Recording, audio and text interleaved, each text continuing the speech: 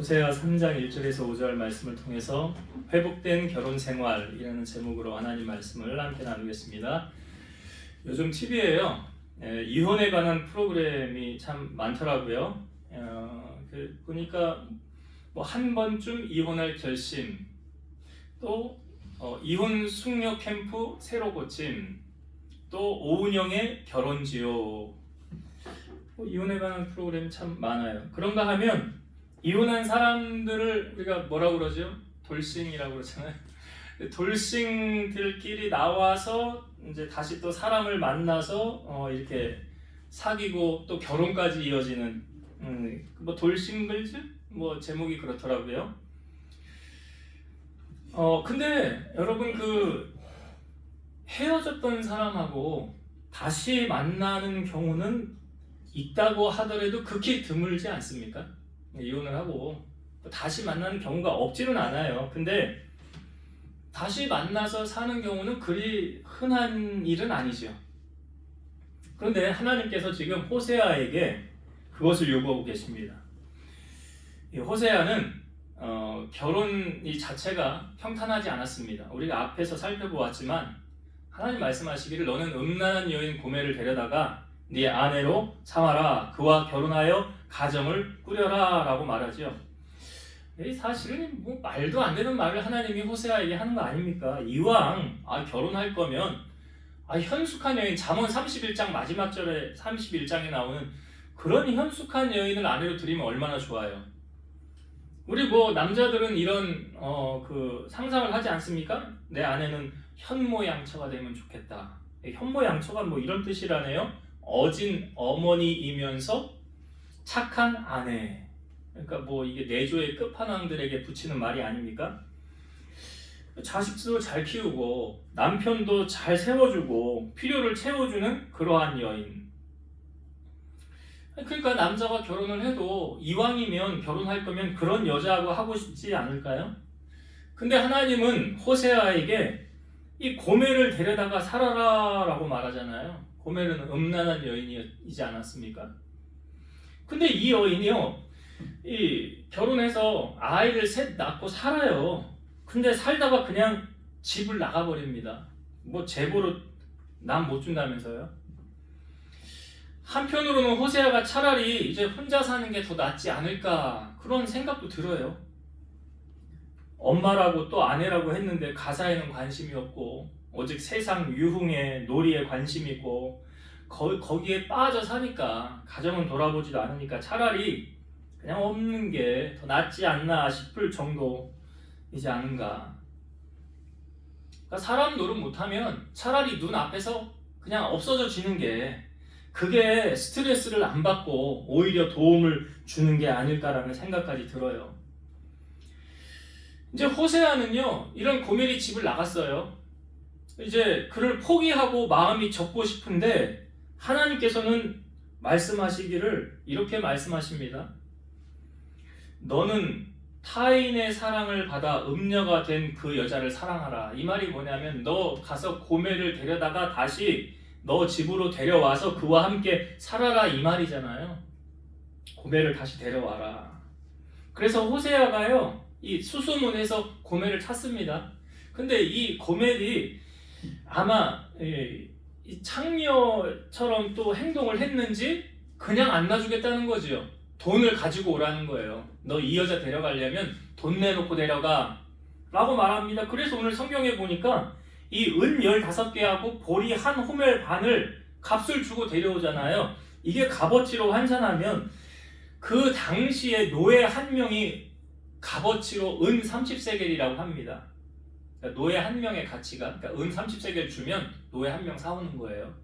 근데 지금 고멜을 데려오는데 얼마의 값을 지불했습니까? 은 15개 하고 그 다음에 여기 보리 한 호멜 반이잖아요. 여기 한 호멜은 10에바로 이거 한 호멜이 은 10세겔이에요. 그러면 한 호멜 반은 얼마예요? 한 호멜이 10세겔이고 반 호멜은 5세겔이니까 15세겔이잖아요. 그러니까 합치면 얼마가 되는 겁니까? 30세겔이 되는 거예요. 그러니까 노예 한 사람 주는 값을 지불하고 이 고멜을 다시 데리고 오는 거예요. 그 데리고 와서 호세아가 고멜에게 이렇게 말합니다. 너는 40날 동안 나와 함께 지내고 이제 음행하지 말고 집도 나가지 말고 다른 남자도 따르지 말고 쳐다보지도 말고 나에게만 속하여 있어라 라고 이제 호세아가 얘기를 하는 거예요. 고멜에게. 여러분 오늘 말씀을 보면서요, 이 호세아와 고멜은 사실 호세아는 선지자가 맞지요. 근데 비유적인 표현을 했다라고 우리가 호세아서 앞부분을 보면서 이렇게 얘기했잖아요. 사실 호세아는 누구를 비유한다고 했습니까? 하나님이죠. 고멜은요? 우리죠. 아니 나는 아닌데? 아니 나는 하나님 앞에 그렇게 한 적이 없는데? 근데 성경은 그렇게 말하지 않아요. 에베소서 2장 3절. 전에는 우리도 다 그 가운데서 우리 육체의 욕심을 따라 지내며 육체와 마음에 원하는 것을 하여 다른 이들과 같이 본질상 진노의 자녀이었더니, 우리가 본질상 진노의 자녀이었다고요. 쉽게 말씀드리면 우리가 고멜과 같은 사람들이었다는 거죠. 우리가 한 마음으로 오직 하나님만 바라봐야 되는데 우리가 한눈 파는 경우가 얼마나 많습니까? 그런데 그런 우리들을 위해서 대신 값을 지불하신 분이 있죠. 지금 호세아가 고멜을 데려오기 위해서 약 은 30세겔이나 하는 그 값을 지불했던 것처럼 우리를 위해서 대신 값을 지불해 주신 분 누구시죠? 예수 그리스도. 에베소서 1장 7절, 우리는 그리스도 안에서 그의 은혜의 풍성함을 따라 그의 피로 말미암아 속량 곧 죄 사함을 받았느니라. 우리가 누구 피로 새로워졌다고요? 예수님 피. 예수님이 우리를 위하여 죽으신 그 속량, 그것으로 말미암아. 그러니까 우리 대신 우리의 죄를 짊어지시고 값을 지불하신 분이 있는데 그분이 바로 예수 그리스도시라.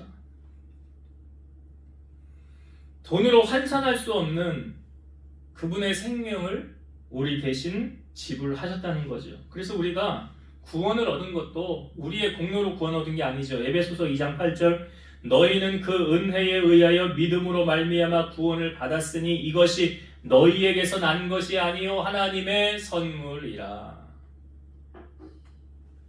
구원은요 선물이래요. 믿음으로 우리가 받는 선물이래요. 그러니까 우리의 공로로 구원받은 게 아니죠. 오늘 고멜도 보니까 이 고멜이 자기 자신이 자유함을 얻기 위해서 본인이 값을 지불했습니까? 아니라는 거예요. 본인이 값을 지불하지 않았어요. 우리 또한 그렇습니다. 예수 그리스도만이 우리를 자유케 하실 수 있어요. 요한복음 8장 32절, 진리를 알지니 진리가 너희를 자유롭게 하리라. 복음성가에 이런 거 있어요. 나 자유 얻었네, 너 자유 얻었네, 우리 자유 얻었네. 나 자유 얻었네, 너 자유 얻었네, 우리 자유 얻었네. 주 말씀하시길 쇠사슬 끊겼네, 우리 자유 얻었네. 할렐루야. 나 자유 얻었네, 너 자유 얻었네, 우리 자유 얻었네. 그러니까 우리가 전에는 본질상 진노의 자녀이었는데 자유케 되는 은혜를 누리게 되었다. 누구 덕분에요? 예수님 덕분에. 바울은 그걸 알았죠. 그래서 바울도 내가 하나님께 빚진 자라 그러잖아요. 내가 주님께 복음의 빚진 자라라고 말하지 않습니까? 그러니까 오늘 우리도 이러한 마음을 갖고 주님이 나를 위해 대신 값을 지불하셨구나. 누가 우리를 위해서 대신 죽어줄 수 있겠어요? 근데 우리를 위해 생명을 내어주신 그분이 계시잖아요. 그분 우리의 진정한 친구 아니십니까? 그 예수 그리스도, 그분이 우리를 위해서 대신 죄와 사망의 저주를 끊으시고 우리의 신분을 죄인된 신분에서 의인의 신분으로 바꿔주시고 하나님 자녀 삼으셔서 구원 얻게 해주셨더라. 이게 나의 공로로 된 것입니까? 아니에요. 주님의 공로로 우리가 구원을 받았으니 이 받은 은혜를 우리가 잊지 말고요, 다시 주님 오실 때까지 땅끝까지 증인된 삶을 살아가는 저와 여러분이 되시기를 주의 이름으로 축원드립니다. 자, 그 말씀이 1절에서 3절의 말씀이에요. 이제 내가 값을 지불했으니 떠나지 말고 나와 함께 이제 같이 살자, 한눈 팔지 말자 라고 말하고요. 이 4절과 5절의 말씀 보면 한번 4절부터 다시 한번 볼게요. 이게 어떤 상황인가 보세요. 이스라엘 자손들이 많은 날 동안 왕도 없고 지도자도 없고 제사도 없고 주상도 없고 에봇도 없고 드라빔도 없이 지내다가 여기 왕이 없다, 지도자가 없다, 또 제사도 없다. 이 주상이라는 것은 그 제단 옆에 세우는 기둥을 말하는 거거든요. 그런 것도 없고 에봇은 무엇입니까? 대제사장이 제사를 지낼 때 입고 제사를 지냈던 옷이잖아요. 대제사장의 겉옷. 그것도 없고 드라빔이라는 건 뭐냐면 이게 이제 드라빔이 사실 이렇게 성경에 처음 나올 때가 언제냐면 라반의 집에서 야곱이 자기 집으로 돌아갈 때 이 라반의 집의 수호신격인 이 드라빔을 몰래 가지고 나온 여인이 있잖아요. 누굽니까?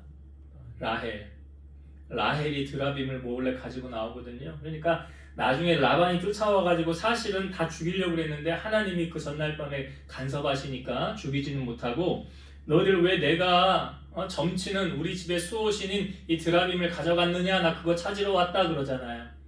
근데 라헬이 그거 딱 숨겨놓고 안 주지 않습니까? 이 드라빔이 뭐냐면 가정 수호신, 점치는 거 그거거든요. 그러니까 지금 이 상황이 뭐냐면 이 혼합주의적인 우상 숭배를 지금 말하고 있어요.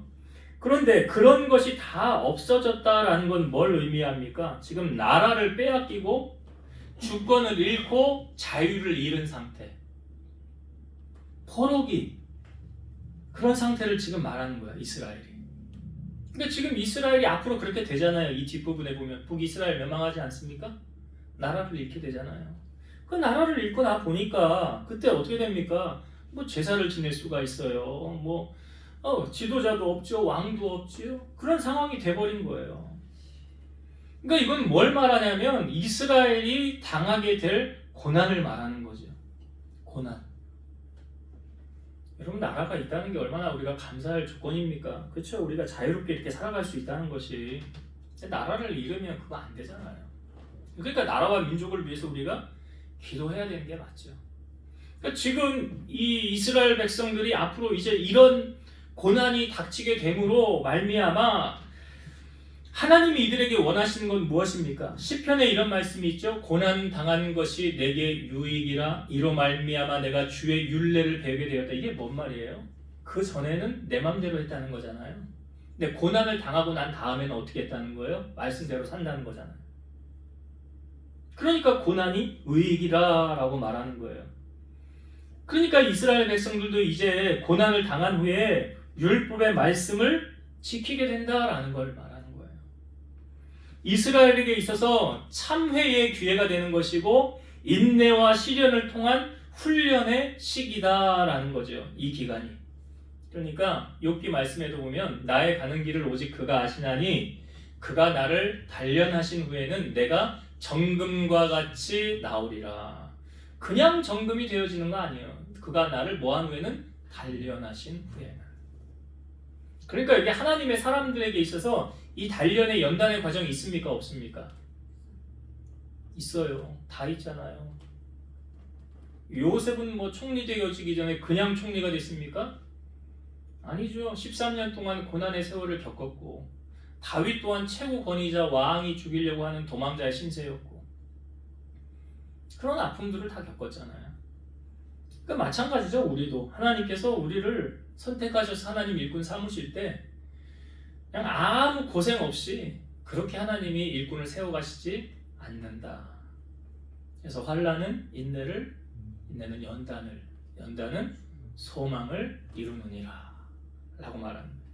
이스라엘에게도 지금 그 과정이 있을 것이다. 앞으로 있잖아요. 지금은 없지만 이게 우리가 지금 호세아를 보는 여로보암 2세 760년이니까 722년 약 40년 뒤에 나라가 멸망하잖아요.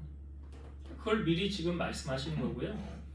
그 다음에 5절의 말씀은 무엇입니까? 5절을 한번 읽어볼게요. 그 후에 이스라엘 자손이 돌아와서 그들의 하나님 여호와와 그들의 왕 다윗을 찾고 마지막 날에는 여호와를 경외함으로 여호와와 그의 은총으로 나아가리라.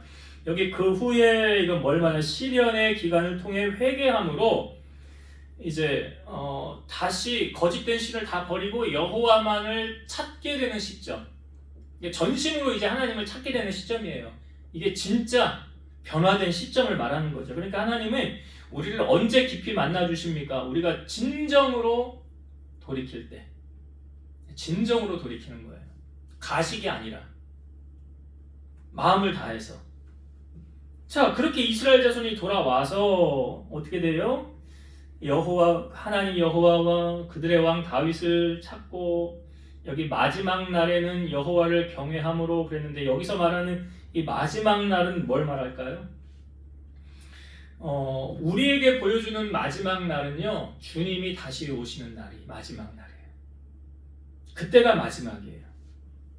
예수님 분명히 구름 타고 다시 오신다고 그랬잖아요. 너희가 본 예수는 너희가 본 그대로 다시 오실 것이냐. 근데 요즘 크리스찬들을 통해서 정말 이 생각, 이 사상을 가지고 사는지 너무 경각심을 잃고 살지는 않나, 우리가. 그래서 성경은 10명의 처녀가 있지만 5명은 가고 5명은 못 가고, 두 사람이 밭을 가는데 한 사람은 밭 갈고 한 사람은 들림을 받고, 그 50%의 확률을 말하는데요, 실상은 뭐 주님이 오셔야 알겠지만 더 낫지 않을까, 확률적으로 구원받을 사람이. 그건 오직 주님만 아시는 거니까. 근데 이제 마지막 날에는 그 주님이 오시는 그날을 말하는 거죠. 여러분, 마지막 날 어떤 사람들이 구원함을 얻습니까? 여기 성경이 오늘 말하죠. 마지막 날에는 여호와를 경외함으로, 여호와와 그의 은총으로 나아가리라. 그러니까 하나님을 경외하는 것이 구원과 관련이 있어요, 없어요? 있지요. 하나님을 경외하지 않는 사람은 구원함 못 받잖아요. 이게 말라기 3장 16절 말씀에 나오잖아요. 그때 여호와를 경외하는 자들이 피차에 말하매 여호와께서 그것을 분명히 들으시고 여호와를 경외하는 자와 그 이름을 존중히 여기는 자를 위하여 여호와 앞에 있는 기념책에 기록하셨느니라. 그러니까 생명책 이름이, 명단이 있어야 된다고 그랬잖아요. 그 명단에 이름이 없으면 구원을 못 받는 거잖아요. 근데 어떤 사람들이 이름이 거기에 기록되느냐? 여호와를 경외하는 자. 그러니까 경외하지 않으면 생명책에 이름이 기록되어지지 않는다는 거죠. 여호와 경외하는 자. 또 그 이름을 존중히 여기는 자. 이거는 엘리 제사장에게 하나님이 선지자를 보내서 하셨던 말씀이 이거잖아요. 나를 존중히 여기는 자를 나도 존중히 여기고, 나를 경멸하는 자는 나도 그를 멸시하리라. 나를 멸시하는 자는 그를 경멸하리라. 그러니까 여호와 앞에 있는 기념책, 생명책에 이름이 기록되어지려면 하나님을 경외하는 마음과 그분을 존중히 여기는 마음이 있어야 구원함을 받는다. 그러니까 우리가 마지막까지 들림 받으려면, 주님 올 때 마지막까지 구원 받으려면 하나님을 경외하는 마음이 변함이 없어야 돼요. 하나님 경외하는 마음. 그래서 성경은 말세에 믿는 자를 보겠느냐 그러는 거예요. 그러니까 제가 앞부분에 정말 구원받을 사람이 50%보다 훨씬 더 적을걸요? 훨씬 더 적을걸요? 왜냐하면 말세에 어떤 현상이 나타난대요. 사람들은 자기를 사랑하고 돈을 사랑한대잖아요. 그 하나님 사랑하는 마음 없는 거예요. 그럼 하나님 경외하지 않는데 그럼 구원함 받아요? 못 받잖아요. 사도 바울이 마지막으로 쓴 서신이 디모데 후서지요. 그 디모데 후서에 이제 사도 바울이 조금 있으면 참수형을 당합니다. 목이 잘려서 순교를 당해요. 그 마지막으로 쓴 게 디모데 후서인데, 자, 자기의 결말, 이제 내가 하나님의 나라 가까이 갈 때를 사도 바울이 알았어요. 그때 디모데 후서에 이렇게 기록되어져 있습니다. 나는 선한 싸움을 싸우고 나의 달려갈 길을 마치고 믿음을 지켰으니 이제 후로는 나를 위하여 의의 면류관이 예비되었으므로 주 곧 의로우신 재판장이 그날에 내게 주실 것이며 내게만 아니라 주의 나타나심을 사모하는 모든 자에게 도니라. 달려갈 길을 마치고 믿음을 지켰다. 그러니까 마지막까지 바울은 믿음이 변함이 없었죠. 이게 하나님을 사랑하는 마음, 경외하는 마음이 마지막까지. 우리는 그 마지막이 언제인지 모르나? 오늘 성경에 분명히 말합니다. 마지막 날에는 여호와를 경외함으로. 하나님 경외하는 자만이 마지막으로 천국을 갈 수 있다는 것을 오늘 말씀해주고 있잖아요. 그래서 사도 바울이 의로우신 재판장이 나에게만 의의 면류관을 주실 것이 아니라 주의 나타나심을 사모하는 모든 자에게 줄 것이야. 그러니까 여러분 얼마나 주의 나라를 사모하십니까? 사도 요한이 하나님 나라 봤잖아요. 새하늘과 새 땅을 봤잖아요. 너무나 감격스럽지 않았습니까? 그러니까 요한계시록에 어떻게 끝을 맺고 있습니까? 아멘 주 예수여 속히 오시옵소서. 속히 오시옵소서.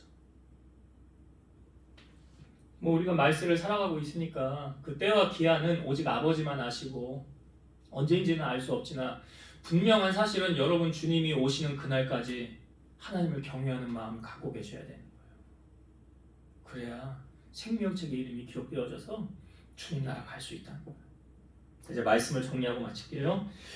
오늘 호세아서 3장은 하나님께서 우리를 향한 그 사랑의 크기가 얼만큼인지 호세아를 통하여 보여주는 거예요. 호세아, 너 집 나간 네 아내 고멜 데려와라. 근데 그냥 데려오지도 못해요. 여기 한 은 30세겔의 값어치를 줘야 돼. 이게 하인 한 사람 사는 몫이라고요. 적은 게 아니에요. 그 값을 지불하고 데려오라는 거예요. 왜요? 하나님은 우리를 그만큼 사랑하시기 때문이라는 거죠.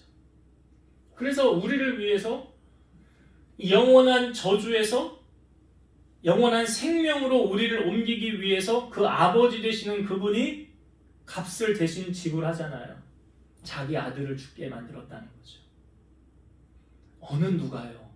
어느 누가 자기 아들을 희생시키면서까지 다른 사람을 살리려고 할까요?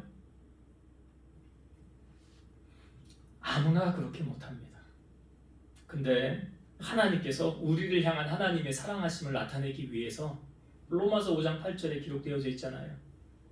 자기 아들을 대신 내어주신 우리를 사랑하시기 때문이라. 그러니까 여러분 우리는 이 대속의 값을 지불받은 사람들이잖아요. 우리 죄를 위해서 예수님이 대신 희생을 치르셨고 그 값을 지불하셔서 그 은혜의 풍성함을 따라 예수님의 피로 우리가 속량함을 받은 자들. 그러면 우리 대신 값을 지불하여 주셨는데 우리는 그냥 가만히 있으면 되겠느냐 이거죠. 하나님의 그 크신 사랑 앞에 그래서 오전에 말씀에도 우리가 주님의 은혜를 보답하는 자로 살자.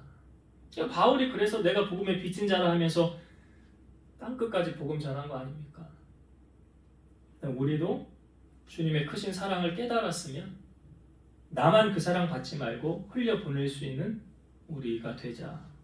이거 하고 이스라엘 백성이 나중에 나라를 잃게 되잖아요. 고난과 연단을 통해서 그들이 새로워지고 그 과정을 통해서 더욱 주님을 붙잡게 되지 않습니까? 때로는 고난이 유익이 되는 거예요. 그래서 하나님 앞에 다시 돌아오게 되는 거예요. 지금 이스라엘 백성들이 다시 돌아오게 되었고 마지막 날 정말 우리가 신앙생활하는 가장 큰 목적은 뭡니까? 천국 가는 거 아니에요? 천국 가는 거잖아요. 이게 그냥 이론적인 이야기가 아니라요. 실제적인 이야기잖아요. 영원한 고통이 있는 그곳과 영원히 왕노릇하는 그곳, 분명히 천국과 지옥으로 나뉘어질 때 마지막 날 여호와를 경외하는 자들 다 하나님의 품 안으로 하나님의 자녀로 들어가게 된다. 그래서 마지막까지 우리가 이 믿음 잃지 마시고 주님 경외하고 사랑하는 마음이 날마다 더하여져서 천국 소망하고 살아가는 여러분 되시기를 주의 이름으로 축원드립니다. 기도하시겠습니다. 지금도 살아서 역사하시는 하나님 감사합니다. 우리를 얼마나 사랑하셨는지 호세아와 고멜의 관계를 통하여 다시 한번 재확인시켜 주셨습니다. 가정을 버리고 세상으로 떠난 그 고멜을 호세아는 값을 지불하고 다시 데려왔습니다. 혹 이 고멜의 모습이 우리의 모습은 아닙니까? 하나님을 경외하고 사랑해야 되고 주님의 일에 헌신하고 앞장서야 되는 저희들임에도 불구하고 우리가 시시때때로 마음이 하나님에게서 떠나고 한눈을 팔지는 않습니까? 세상의 유혹을 쫓아가고 쾌락을 쫓아가고 재물을 쫓아가고 권력 앞에 굴복하고 그것을 차지하려고 하고 여러 가지로 주님의 마음을 아프시게 해드린 적이 한두 번이 아닙니다. 그럼에도 불구하고 하나님 우리 버리지 아니하시고 우리 붙잡아 주시고 품어 주신 은혜 감사합니다. 이 받은 은혜와 이 큰 사랑을 날마다 되새기며 깨달아서 마지막 날 주님 다시 오시는 그날까지 주님 사랑함이 변치 않게 하시고 경외하는 마음을 가지고 주님을 잘 섬기며 나아가는 우리 성도들 되게 하옵소서. 그리하여 마지막 날 다 주님 오셨을 때 주님 품으로 들림받아 천국 백성으로 살아갈 수 있는 우리 성도들 다 되게 하여 주옵소서.